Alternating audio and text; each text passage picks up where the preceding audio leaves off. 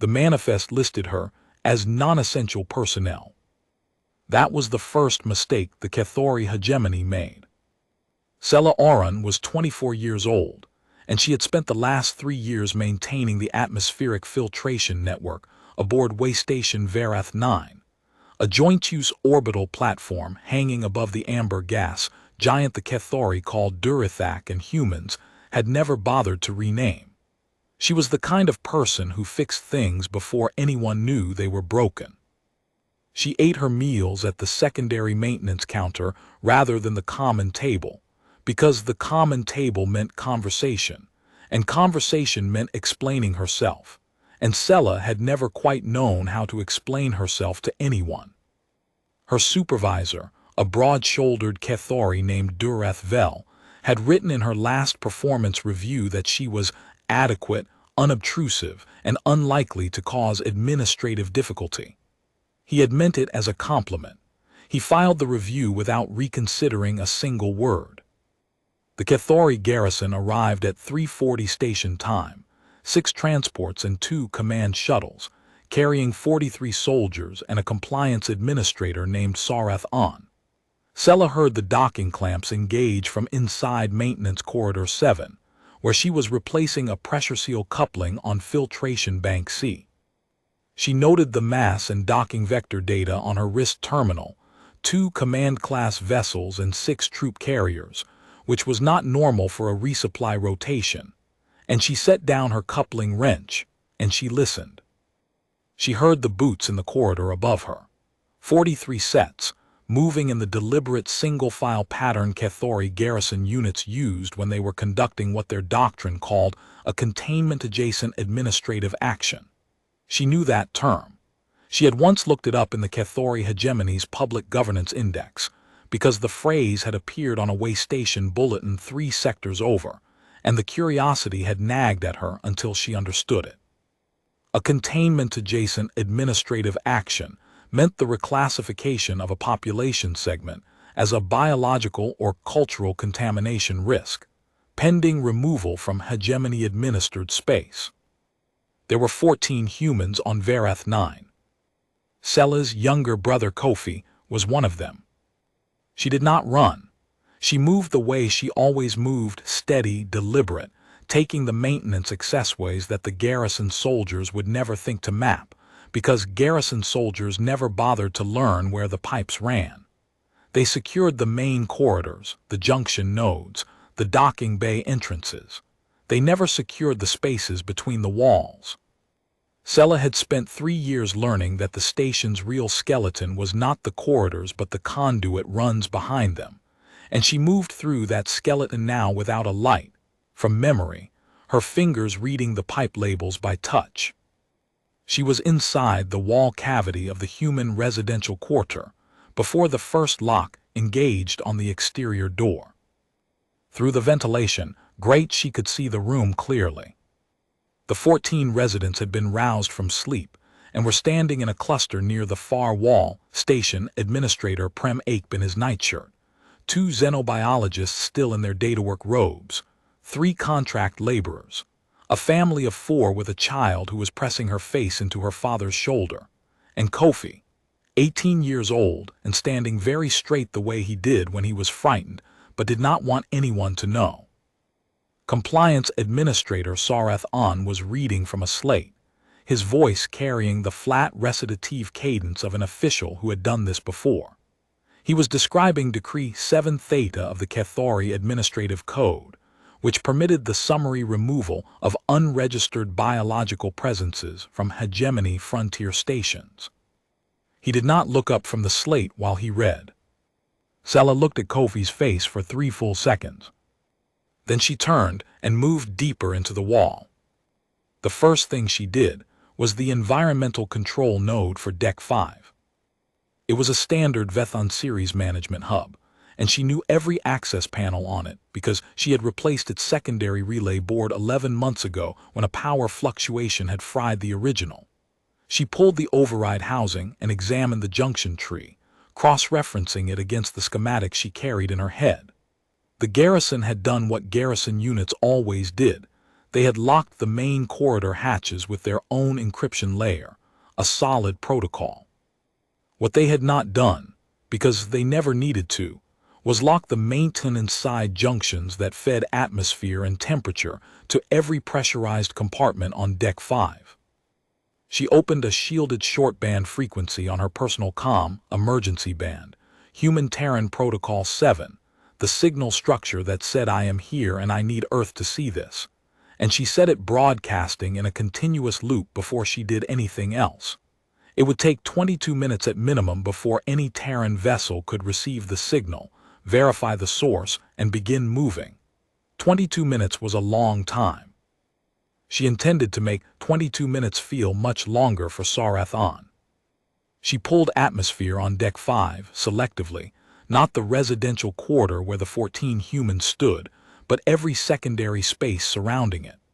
The garrison soldiers in the outer corridor felt the pressure drop first. They would notice the SEAL warnings on their suit readouts, then call it in to their commander, then spend 90 seconds deciding whether to treat it as a malfunction or an action. Sela had already moved. The second node was water reclamation, also on her maintenance route, also mapped in her memory down to the last bypass valve. The Kethori soldiers' filtration packs ran on the station's reclamation loop when they were in standard operating mode. She did not cut water. She introduced a harmless resonance fluctuation into the reclamation frequency that the Kethori packs were designed to flag as a contamination warning. It was the kind of thing that would make 43 soldiers look at their wrist readouts and feel a cold crawl of uncertainty before the squad medic confirmed there was nothing actually wrong. She gave them the uncertainty. Let them spend time on it. She was already at the third node when the garrison comms began to buzz. This one was power distribution, not the main grid which was protected, but the secondary distribution rack that fed the garrison's own docking cradles. She did not cut power to their ships. She introduced a load variance log entry into the distribution monitor, the kind of irregular entry that triggered automatic administrative holds under Kethori docking protocol. Their transports were not going anywhere until a docking authority cleared the hold. There was no docking authority currently active on Verath-9 except Prem 8, who was standing in the residential quarter with his hands clasped in front of him, watching Verath-9 finish his recitation. Sela climbed back toward the residential quarter. She came out through the service hatch behind the storage shelving, and the room went very quiet when she appeared. The child pressed harder into her father's shoulder. Verath-9 turned to look at her. He was a tall Kethori, broad-plated along the shoulder ridge, and he had the particular stillness of an administrator who was accustomed to being the most certain person in any room. "Maintenance personnel," he said, "return to your work assignment." "I'm finishing my work assignment," Sela said.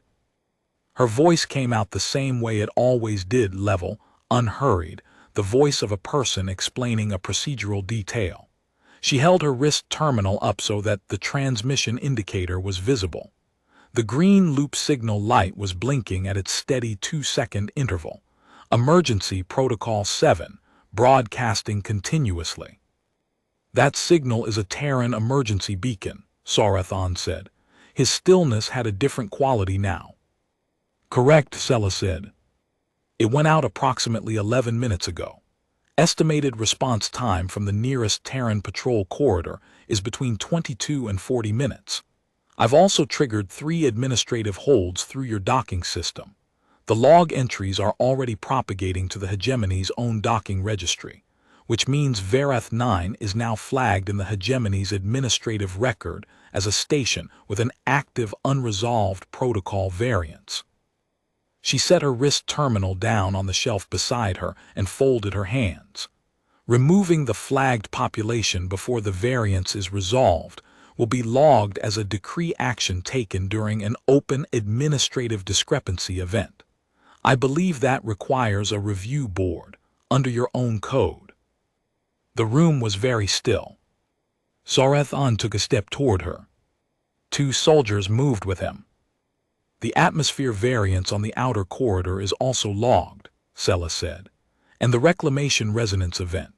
14 separate log entries in the station's maintenance record, all time-stamped to the last 11 minutes, all automatically forwarded to the station's off-site archive relay, which means they exist now in a location outside this station's direct control. You cannot delete them from here. She said it the same way she said everything, the way her supervisor Durath Vel had once described as unobtrusive, because he had been looking at her and not seeing her. Sorathan stopped moving. He stood in the middle of the residential quarter with 43 soldiers and a compliance decree and the absolute weight of Kethori administrative authority, and he stopped because she had just told him that every action he took from this point forward was going into a record that already existed somewhere he could not reach. The decree in his hand had been designed for rooms where no one could afford to make a record. This room was no longer that kind of room. One of the soldiers spoke quietly into his comm. Another checked his wrist readout, then checked it again. "You are one maintenance technician," Sorathan said. "Yes," Sela said. She did not say anything else. She did not need to. The signal light on her wrist terminal blinked its steady 2-second pulse. 11 more minutes passed. Kofi stood very straight against the far wall, and Prem Ape had both hands flat on his thighs, and the two xenobiologists were holding each other's forearms, and the child had gone still and quiet in a way that said she was old enough to understand that stillness mattered right now, and nobody moved, because the room had become a place where movement carried consequences and waiting, carried a weight that Sorathan had not planned for when he had boarded his command shuttle 3 hours ago. The station's long-range sensor array chimed. Sela did not look at the display. She already knew what it would show because she had been counting seconds since the signal went out, and she was good at counting. "That will be the Terran vessel acknowledgement," she said. "They've verified the beacon source and the grid reference. There will be a formal communication request to this station within the next 4 minutes. I am the station's acting senior Terran personnel under emergency protocol, so that communication routes to me." She picked up her wrist terminal. "You're welcome to remain while I take it, Administrator." Sorathan's plates made the small tight motion along his shoulder ridge that Sela had learned, in 3 years of working alongside Kethori colleagues, meant the interior recalculation of a position that had become untenable. He lowered the slate. The communication came in at 37 minutes after beacon transmission. Not a single vessel, but a preliminary contact burst from the Verath Reach, a Terran enforcement formation of 140 ships that had been 14 minutes out from the patrol corridor when the beacon registered.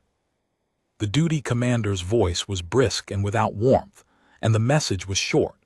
Verath-9 emergency protocol was acknowledged. All personnel under Terran registry were confirmed under active protection status, and the formation was holding position pending administrative resolution. The Verath Reach was not moving until the station's status was clear. The phrasing was standard and procedural, and it carried the specific weight of 140 warships saying it in unison. Sorathan filed no decree. The transports released their docking holds 40 minutes later, after Prem Ape, back in his administrator's role, at his actual desk, with a cup of hot tea, countersigned the administrative variance clearance that closed the log entries. 6 transports and 2 command shuttles departed Verath-9 in an orderly single-file rotation. They did not return. The formal complaint the Kethori hegemony filed with the Joint Waystation Oversight Board 3 days later cited irregular maintenance interference, unlawful administrative disruption, and signal harassment. The Oversight Board reviewed the 14 logged maintenance entries, the docking variance record, the reclamation resonance event, and the station's beacon transmission log. They ruled that all actions taken were within the scope of standard maintenance operations and emergency protocol, and they noted, in a footnote that the Kethori delegation found particularly irritating, that the maintenance technician in question had not damaged any equipment, had not obstructed any personnel, and had not at any point raised her voice. The Verath Reach remained on station for 11 days. 140 warships, holding position in the amber light of Durothak, visible on the station's external monitors as a formation so large it took 40 seconds to scan from one edge to the other. The gas giant turned slowly beneath them, indifferent to administrative complaints. Sela went back to work. She replaced the pressure seal coupling on filtration bank C, which she had never finished. She ate her lunches at the secondary maintenance counter. Kofi found her there on the second day and sat down across from her without asking, which was the first time in 3 years he had done that. He didn't say anything for a long moment. He just looked at her the way people sometimes do when they realize they have been looking at someone for years without actually seeing them. "You planned all of it," he said finally, "before you even came into the room." "I planned what I could in the time I had," Sela said, which was the honest answer. Kofi looked at her across the counter. He had her same steady eyes and their mother's habit of going very still when thinking about something important. "Durath Vel's review said you were unlikely to cause administrative difficulty," he said. "I know," Sela said. "I read it." She ate her lunch.